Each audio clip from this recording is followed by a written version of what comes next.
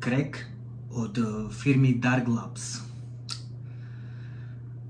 Táto pumpa je akože dobrá. Za mňa akože píše, šlape, poprdeli.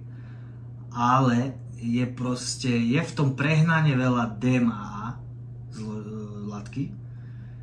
A proste tam je proste, že to je v podstate až na 2 dávky. A jedna dávka obsahuje 60 mg DMA a 2 dávky až 120 mg.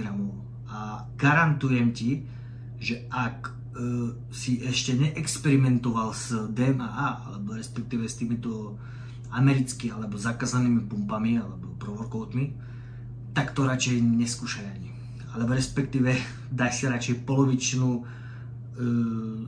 jednu polovičnú odmerku ako jednu celú, kde je iba tá polovičná dávka tej celej, hej? Že iba tých 60 mg. 30 ti bohate stačí na skúšku.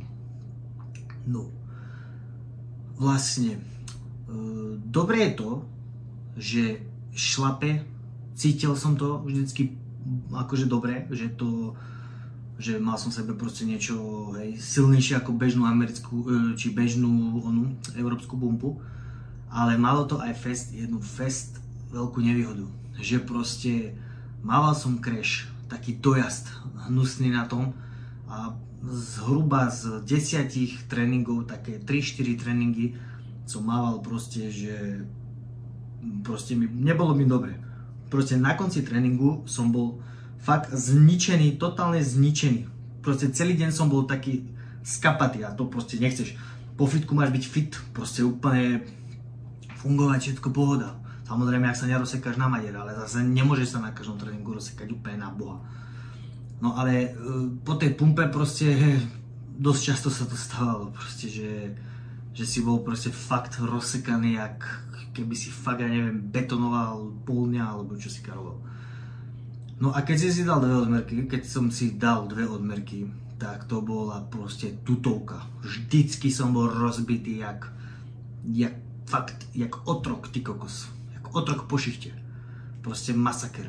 Akože dobrá je tá pumpa, ale za mňa je prehnanie, to DMA je tam moc. Alebo proste možno celkovo, ako to je zložené, ako všetko, okrem toho DMA je tam podľa mňa úplne, že super. Proste podľa mňa je to dobrá pumpa, takto postavená, ale skrz hentou DMA, možno sa s nejakými tými látkami moc sa to nemá rado, neviem. Tak proste ten crash proste to sa ti neľúbi, proste poznám ľudí, čo dali úplne preč ten crack kvôli tomuto. Hej, že proste úplne ho vysadili a buď ho predali, alebo ho niekomu dali proste, alebo ho nechceli. A ako nedivím sa, lebo proste mne to bola škoda sa toho zbavovať. Ja som samozrejme to musel doužívať, lebo som jebnutý, ale tak čo už.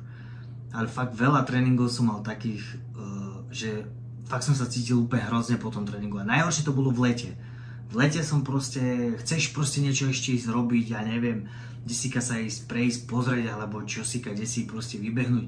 No vždycky prídeš domov, KO rozsekaný, ty kokos, hneď láhnu do gauču, rozbitý, ty vole, kúkaš telku, nič sa ti nechce. Toto sa mi strašne neľúbilo na kreku. Preto som vlastne mal rád Geranabol. Ale o tom v bunke Geranabol.